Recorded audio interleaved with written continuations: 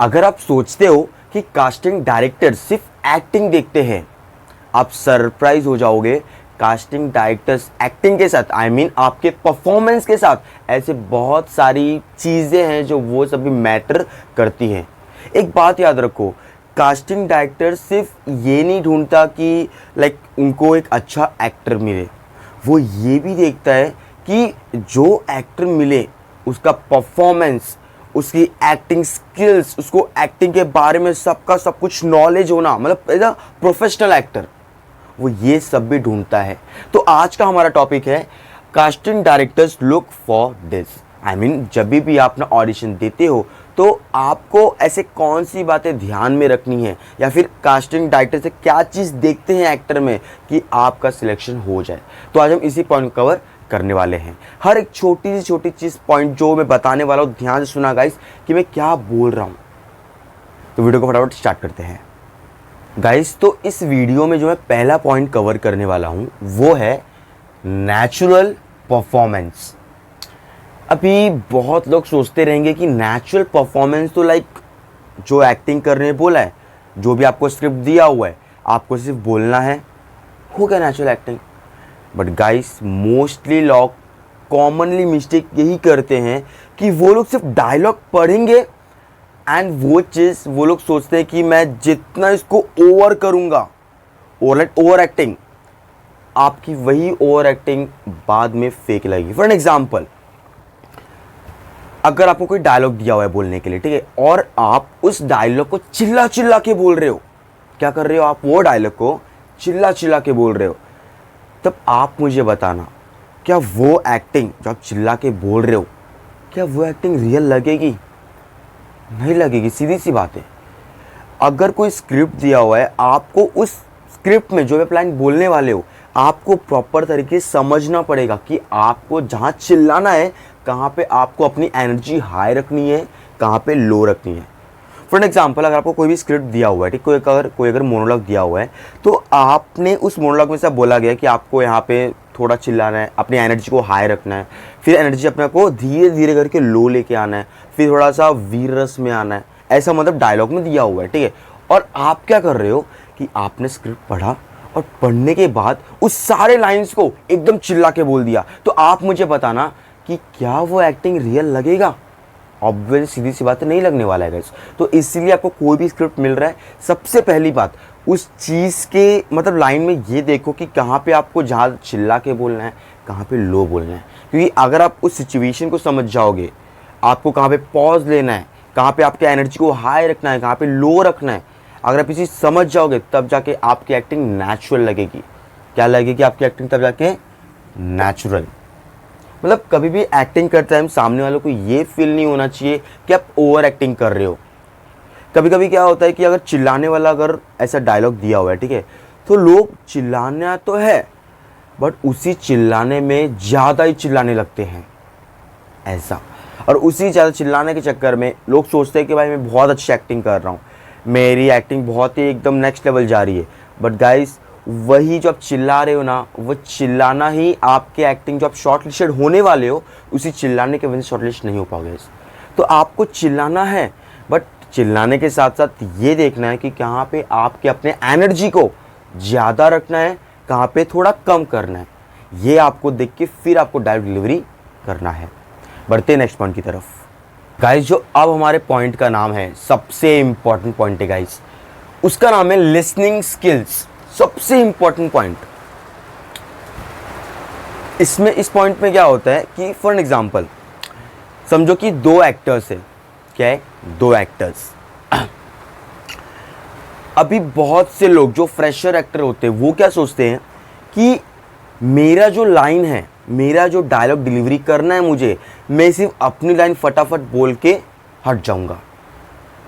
अब आप मुझे बताना, अगर दो एक्टर्स खड़े हैं, इसने डायलॉग बोला तो इनको तो रुकना रहेगा, मतलब हमें पॉज लेना रहेगा। पर अगर ये बोल रहे हैं एंड साथ में इन्होंने भी बोल दिया, तो क्या वो एक्टिंग लगेगा? जो एक्टिंग कर रहे हैं क्या वो परफॉर्मेंस अच्छा रहेगा? नहीं रहेगा। इसीलिए जब भी आपका को एक्टर, आप जिसके साथ एक्टिंग कर रहे हो, सबसे पहली बात, अगर आपके सामने वाला अगर डायलॉग बोल रहा है, उसको प्रॉपर तरीके से सुनो। सुनने के बाद आपको फिर डायलॉग बोलना है। ऐसा नहीं कि सामने वाला अगर आपका को एक्टर ने उसे डायलॉग बोला आपको तुरंत डायलॉग बोल देना है, नहीं, ये आपकी एक्टिंग को फेक बनाता है गाइस। कभी भी अगर आपका को एक्टर डायलॉग बोल रहा है उसको पहले बोलने दो अच्छे से। बोलने के बाद आप उस चीज को खुद फील करो। पॉज जो आपने पॉज लिया ना, वो उस चीज को फील करो। उसी पॉज में फील करने के बाद जैसे ही आपके को एक्टर का डायलॉग बोलने का खत्म हुआ, फिर आपको थोड़ा सा 1 सेकेंड रुक के फिर आपको डायलॉग बोलना है गाइस। मोस्ट ऑफ एक्टर्स यही गलती करते हैं। 2 एक्टर खड़े, वो लोग प्रैक्टिस कर रहे, फॉर एग्जांपल प्रैक्टिस कर रहे, 2 एक्टर खड़े, ये एक्टर ने जैसे डायलॉग बोला, जैसे डायलॉग खत्म हुआ वैसे ये एक्टर डायलॉग बोल देता है। मतलब ऐसा ये सब फ्रेश एक्टर जो प्रैक्टिस करते हैं उसमें होता है। बट गाइस आपको ये चीज़ ध्यान में रखना है, कभी भी आप अगर एक्टिंग कर रहे हो, 2 एक्टर 3 एक्टर जितने लोग साथ अगर आप एक्टिंग कर रहे हो, अगर पहला को एक्टर डायलॉग बोल रहा है उसको बोलने दो, आप उसकी बातें ध्यान से सुनो। ये पॉइंट का नाम क्या है? Listening skills. पॉइंट का नाम लिसनिंग स्किल्स है ना। तो लिसनिंग स्किल्स मतलब क्या हुआ, अगर आपके को एक्टर अगर डायलॉग बोल रहा है प्रॉपर तरीके से सुनो। लिसनिंग, सुनने के बाद फिर आपको बाद में बोलना है। ऐसा नहीं कि उसने बोला फिर जैसे बोलने खत्म हो फिर आपको बोल देना है, ऐसा नहीं करना है। उसके बोलने के बाद आपको थोड़ा सेकंड रुकना है, 1-2 सेकंड, उसके बाद आपको बोलना है गाइस। वो एक्टिंग आपकी एक्टिंग को रियल बनाती है। बढ़ते हैं नेक्स्ट पॉइंट की तरफ। गाइस क्या आप सिर्फ डायलॉग बोल रहे हो या फिर उस कैरेक्टर को अंडरस्टैंड भी कर रहे हो? क्योंकि देखो गाइस कैसा होता है ना, मोस्ट ऑफ जो फ्रेशर एक्टर है जो गलती करते हैं, क्या होता है कि अगर कैरेक्टर अंडरस्टैंडिंग में क्या होता है गाइस, अगर आप कोई भी डायलॉग बोल रहे हो, ठीक है, तो आपको डायलॉग पढ़ने के बाद उस चीज के कैरेक्टर को समझना बहुत इंपॉर्टेंट है। अगर आप सिर्फ डायलॉग पढ़ के सिर्फ बोल दे रहे हो तो आपकी एक्टिंग जो अच्छी लगनी चाहिए, जो रियल लगनी चाहिए, वो नहीं लगेगी। ऑडियंस, अगर आप किसी के सामने अगर एक्टिंग कर रहे हो, ठीक है, तो ऑडियंस क्या चाहता है आपसे कि आप उनको कितना फील करवा पा रहे हो, कितना उनको एंटरटेन कर पा रहे हो, है ना।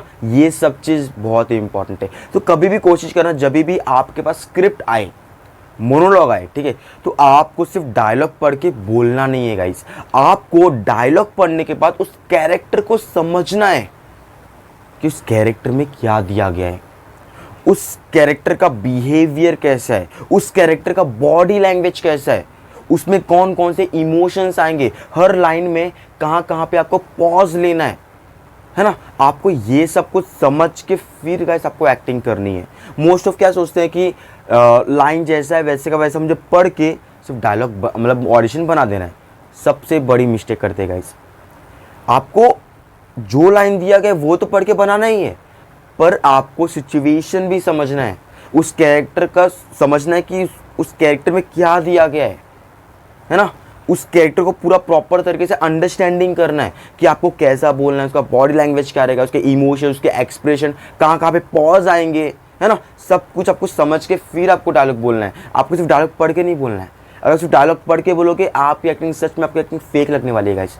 तो इसीलिए आपको कोई मोनोलॉग मिला, आप सबसे पहले उस चीज़ को पढ़ो, समझो उस कैरेक्टर में क्या दिया गया है ना। अगर आप उस कैरेक्टर के बजाय होते आप क्या करते, आप कैसे बोलते, आपका डिक्शन, आपका बॉडी लैंग्वेज, है ना, ये सब कुछ समझ के फिर आपको डायलॉग डिलीवरी करना है। अगर आप एक्टिंग के रिलेटेड या ऑडिशन के रिलेटेड कोई भी टाइप अगर आपको डाउट हो, आप हमें कमेंट पे पूछिए, हमारी टीम आपको जरूर रिप्लाई करेगी।